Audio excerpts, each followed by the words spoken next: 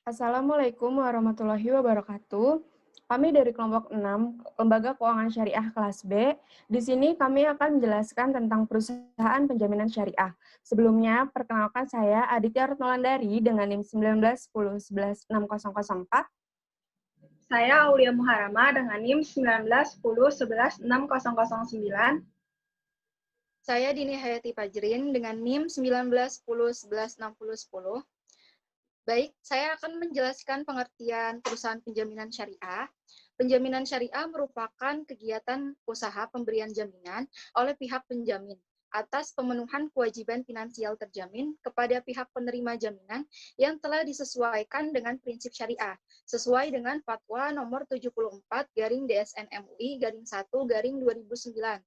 Kegiatan penjaminan syariah ini menggunakan akad kafalah bil ujrah.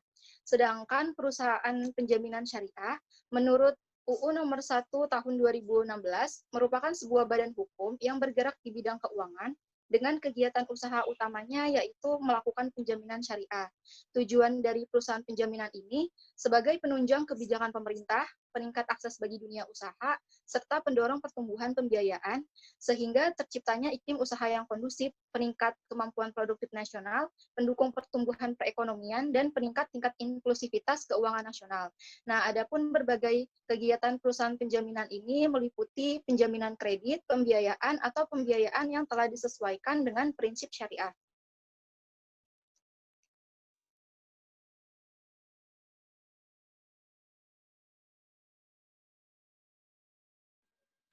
Nah, selanjutnya ini ada sejarah perusahaan penjamin syariah di Indonesia. Istilah penjaminan mulai ini dikenal pada tahun 1970 oleh pemerintah Indonesia, khususnya Kementerian Transmigrasi dan Koperasi. Kementerian Transmigrasi dan Koperasi mewujudkan sebuah lembaga jaminan kredit koperasi atau LJKK dengan fungsi menjamin program kredit yang disalurkan oleh bank kepada koperasi.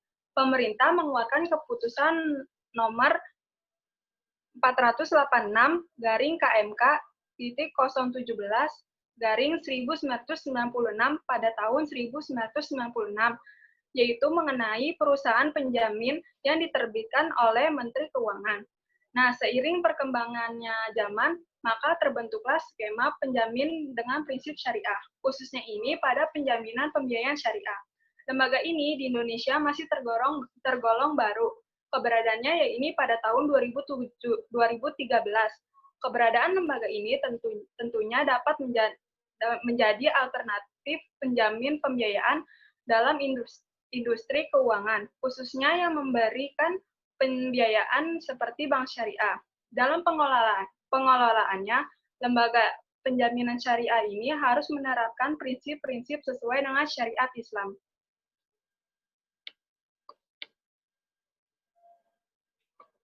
Nah, selanjutnya ada mekanisme operasional perusahaan penjaminan syariah.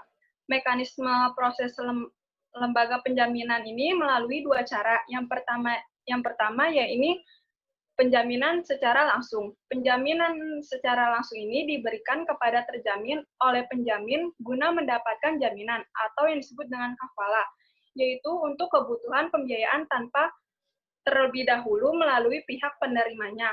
Nah, yang kedua ini ada penjaminan tidak langsung. Penjaminan tidak langsung ini diberikan kepada terjamin oleh penjamin dengan terlebih dahulu melalui permintaan penerima jaminan. Dalam hal ini, terdapat perjanjian kerjasama antara penjamin dan penerima jaminan terlebih dahulu. Pihak yang terlibat dalam kegiatan transaksi ini ada tiga, yaitu pihak pertama perusahaan penjamin sebagai kafil, pihak yang kedua yaitu lembaga jasa keuangan bisnis syariah atau makful lahu. Nah, pihak yang ketiga yaitu debitur atau terjamin atau yang disebut dengan makful anhu.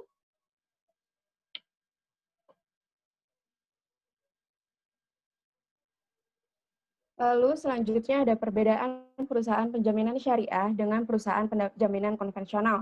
Yang pertama yaitu penjaminan pembiayaan syariah tidak boleh melanggar maghrib, yaitu maisir atau gambling, maksiat, goror atau uncertainty, riba, riswah atau bribeling, dan durum atau injustice. Sementara itu, di bisnis penjaminan konvensional masih ada yang melanggar prinsip Maghrib. Lalu yang kedua, pada penjaminan pembiayaan syariah, sistem akuntansinya berbasis cash, sedangkan jaminan kredit konvensional adalah akrual. Nah, selanjutnya ada keunggulan bisnis penjaminan syariah saat ini, yaitu memiliki NPL atau loss ratio yang relatif kecil. Yang kedua, masih sedikit pelaku bisnis di bidang penjaminan pembiayaan syariah. Lalu yang ketiga, potensi bisnis kue relatif bisnis yang besar yaitu dilihat dari portofolio penyaluran pembiayaan syariah yang dikucurkan oleh perbankan syariah. Lalu yang keempat, ada kecenderungan bisnis syariah ke depan lebih baik dibandingkan dengan konvensional. Lalu yang terakhir, potensi masyarakat Indonesia yang merupakan mayoritas muslim relatif besar dan menjanjikan. Sekian presentasi dari kami, semoga apa yang kami sampaikan dapat bermanfaat. Kurang lebihnya mohon maaf. Wassalamualaikum warahmatullahi wabarakatuh.